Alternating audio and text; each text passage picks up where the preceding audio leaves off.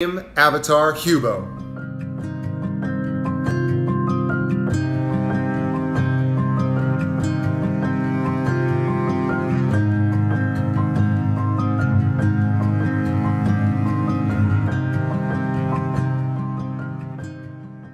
So the goal of the competition is to have a system where an operator will be like in a different country or a different place, and he can still control a robot and feel like he's there.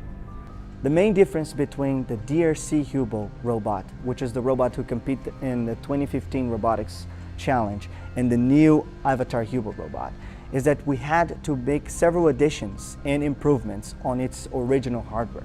The robot specifically has 32 degrees of freedom.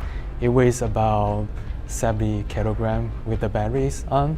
It's able to operate about 2 hours on battery life. And the robot has all kinds of different sensors to help its operation. Our project is to have the operator have a full immersion and embody the robot. One of the most advanced things we have is it has 4 stalk sensors in his wrist and the ankles. What that means is if he tries to grab something, he can measure the force acting on his wrist, and it can send to the operator. We have a 2-camera setup on top of the Hubo. Each camera is capturing a separate image, and then that's to imitate how humans are naturally perceived by combining 2 different images that's offset at a slightly distance.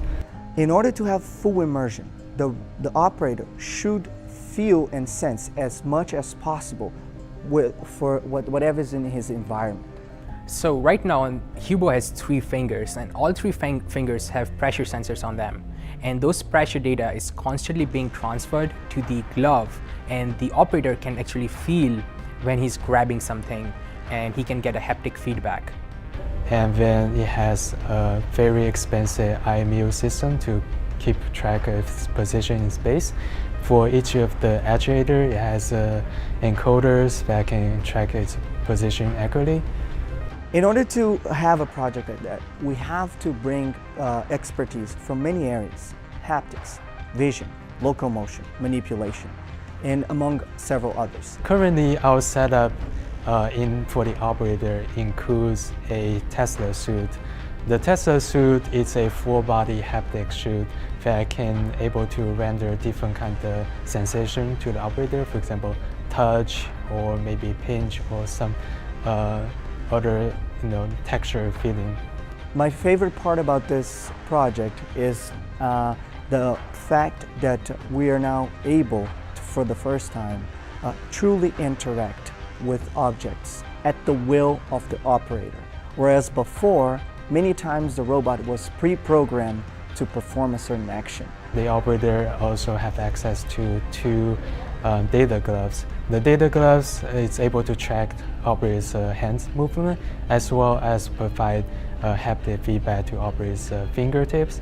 So the operator will able to know when the robot is touching actual object in the remote location because the glove can provide the feedback. In addition to that, we also include a facial tracking that can read operators' facial expressions and then able to project that on the actual robot for the remote location. Outside of that, the operator also have 360 audio feedback, so he can listen closely from the remote location as well.